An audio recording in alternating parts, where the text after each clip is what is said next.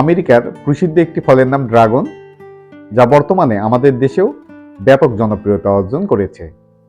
আর আপনি কি জানেন, এই ড্রাগনের কাটিং থেকে খুব সহজেই আমরা বাড়ির ছাদে ছোট্ট একটু বারান্দায় এই ড্রাগনের কাটিং রোপণ করে পারিবারিক চাহিদা মেটাতে পারি। হ্যালো ফ্রেন্ডস, আসসালামু আলাইকুম। আশা করি সকলে ভালো আছেন।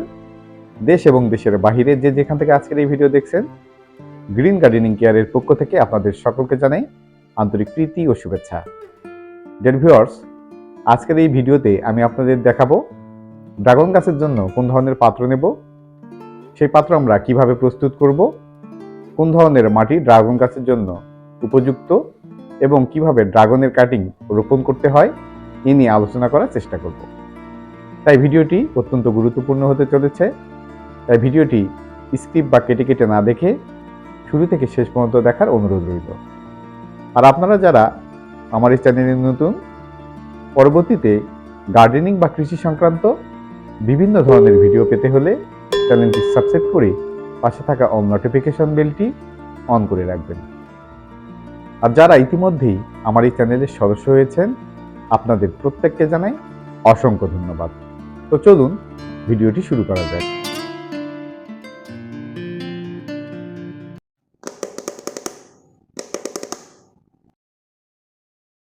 প্রিয় সবুজপ্রেমী বন্ধুগণ, প্রথমে আমি আপনাদের জানাবো ছাদ বাগানে ড্রাগন চাষ করার জন্য আমরা কোন ধরনের টব নির্বাচন করতে পারি। ছাদ বাগানে ড্রাগন চাষের জন্য আমরা মাটির টব বা ড্রাম ব্যবহার করতে পারি। তবে সব থেকে ভালো হয় আপনি যদি 20 ইঞ্চি আকারের কোনো টব নির্বাচন করেন, কারণ এই টবে খুব তাড়াতাড়ি শিকড় ছড়াতে পারে এবং প্রচুর পরিমাণে ফলন পাওয়া যায়। আর এর জন্য আমি 20 লিটারের একটি রঙের বালতি নিয়েছি। এই বালতির নিচের অংশে আমি 4 থেকে 5টি ছিদ্র করে নিয়েছি, যাতে করে পানি নিষ্কাশন ব্যবস্থা খুব ভালোভাবে হতে পারে। এই ছিদ্রগুলো আমি টাইলসের ভাঙা টুকরো দ্বারা বন্ধ করে দিচ্ছি এবং এর উপরে ইটের খোয়া এবং মোটাবালি দ্বারা 1 ইঞ্চির একটি লেয়ার তৈরি করে নিচ্ছি। এই লেয়ারটি তৈরি করা হয়ে গেলে আমাদের তৈরিকৃত মাটি এই টবের মধ্যে ভরিয়ে নিতে হবে। তো এবার আপনাদের জানাবো আমরা এই ড্রাগন চাষের জন্য কোন ধরনের মাটি নেব এবং সেই মাটি আমরা কিভাবে প্রস্তুত করব। ড্রাগন চাষের জন্য সবথেকে উপযোগী মাটি হচ্ছে বেলে বা বেলে দোআঁশ মাটি। এ মাটিতে ড্রাগনের চাষ ভালো হয়ে থাকে। তবে এঁটেল মাটিতেও ড্রাগনের চাষ করা যায়। যদি এঁটেল মাটি হয় তবে সেই মাটির সঙ্গে কিছুটা পরিমাণ বালু মিশিয়ে নেবেন। আর এই জন্যই আমি নিয়েছি 50% দোআঁশ মাটি এবং 50% নিয়েছি 1 বছরের পুরনো গোবর সার। আপনারা এই গোবর সারের পরিবর্তে ভার্মি কম্পোস্ট এবং কিচেন ওয়েস্টও ব্যবহার করতে পারেন। ড্রাগনের বৃদ্ধি এবং প্রচুর পরিমাণে ফলন পেতে হলে অবশ্যই আপনাদের 50% মাটি এবং 50% জৈব সার মিশিয়ে নেবেন। এই জৈব সারটি মাটির সঙ্গে মিশিয়ে আমি 5 থেকে 7 দিন একটি বস্তার মধ্যে রেখে দিয়েছিলাম, যাতে করে এই জৈব সারটি ভালোভাবে মাটির সঙ্গে কম্পোস্ট হয়ে যেতে পারে। এবার এই মাটিগুলো আমি এই টবের মধ্যে ভরিয়ে নেব। আর টবের মধ্যে ভরিয়ে নেওয়ার সময় আপনাদের যে বিষয়টি খেয়াল রাখতে হবে, যেন টবের উপরের অংশ থেকে যেন 1 থেকে 1.5 ইঞ্চি খালি থাকে, যাতে করে পরবর্তীতে পানি প্রয়োগ করতে বা যে কোনো ধরনের সার প্রয়োগ করতে সুবিধা হয়। টবটি ভরিয়ে নেওয়া হয়ে গেলে আপনাদের সেই কাঙ্ক্ষিত কাটিংটি এই টবের মধ্যে রোপণ করে দিতে হবে।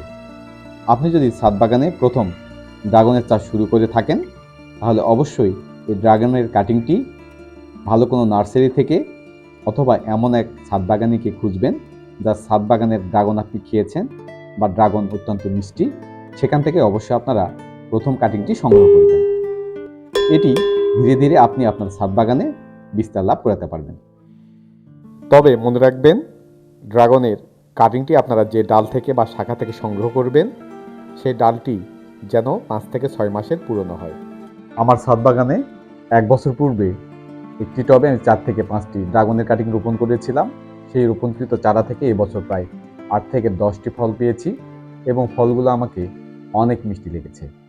আর সেই মিষ্টি লাগা থেকেই এবছর আবার 2 থেকে 3টি টবে ড্রাগনের কাটিং রোপণ করে দিচ্ছি। আপনার টবটি যদি 10 ইঞ্চি চওড়া হয়ে থাকে, সেক্ষেত্রে 2টি কাটিং রোপণ করবেন। আর যদি আপনার টবের ব্যাস যদি 15 থেকে 20 ইঞ্চি হয়ে থাকে, তাহলে 4টি ড্রাগনের কাটিং রোপণ করবেন। বেশি রোপণ করবেন না, বেশি রোপণ করলে দেখা যাবে টবের মধ্যে শিকড়ে গাছগুলোর বৃদ্ধি অনেকাংশে কমে যাবে।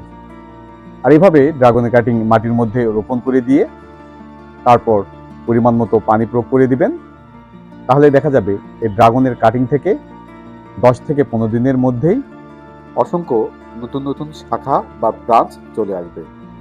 তবে সবগুলো শাখা বা ব্রাঞ্চ রাখা যাবে না। নিচের অংশের শাখা বা ব্রাঞ্চগুলো আমাদের ছাঁটাই করে ফেলতে হবে, তাহলে ড্রাগন গাছটির উপরের অংশের বৃদ্ধি খুব সুন্দরভাবে হবে। তাই অবশ্যই নতুন যে শাখা প্রশাখাগুলো আসবে সেগুলোর নিচের শাখা প্রশাখাগুলো আমাদের ধারালো কোনো অস্ত্র দ্বারা ছাঁটাই করে ফেলতে হবে। এবং এই ড্রাগন গাছটি 3 থেকে 4 ফিট উপরে একটি মাথা তৈরি করে দিতে হবে এবং 3 থেকে 4 ফিট উপরে আমাদের 3 থেকে 4টি শাখা বা ব্রাঞ্চ রেখে দিব।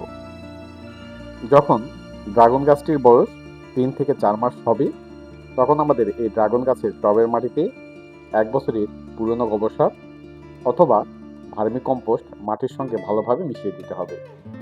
কেননা ড্রাগন গাছ জৈব সার খুব বেশি পছন্দ করে থাকে। এতে করে গাছটির গ্রোথ খুব সুন্দর হবে এবং দেখবেন 1 বছর পরেই আপনার ড্রাগন গাছটিতে প্রচুর পরিমাণে ড্রাগনের ফুল চলে আসবে। আর যখন ড্রাগন গাছটিতে ফুল চলে আসবে তখন আমাদের হ্যান্ড পলিনেশন করিয়ে দিতে হবে। কিভাবে হ্যান্ড পলিনেশন করতে হয়, কখন করতে হয়, এ নিয়ে বিস্তারিত একটি ভিডিও আমার চ্যানেলে আগে থেকে আপলোড করা আছে।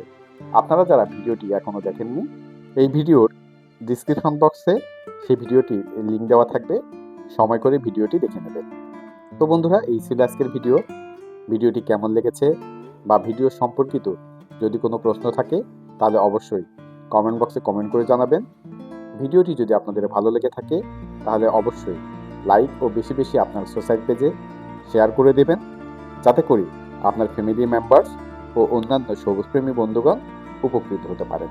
আর পরবর্তীতে এই রকম গার্ডেনিং বা ছাদ কৃষি বিষয়ক বিভিন্ন ধরনের নতুন নতুন ভিডিও পেতে হলে প্লিজ বন্ধুরা চ্যানেলটি সাবস্ক্রাইব করে পাশে থাকা অল নোটিফিকেশন বেলটি অন করে রাখবেন, যাতে করে গ্রিন গার্ডেনিং কেয়ারের কোনো নতুন ভিডিও আপলোড হলেই আপনি জানতে পারেন।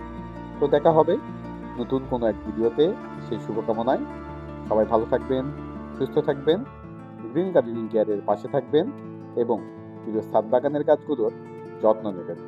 আল্লাহ হাফেজ।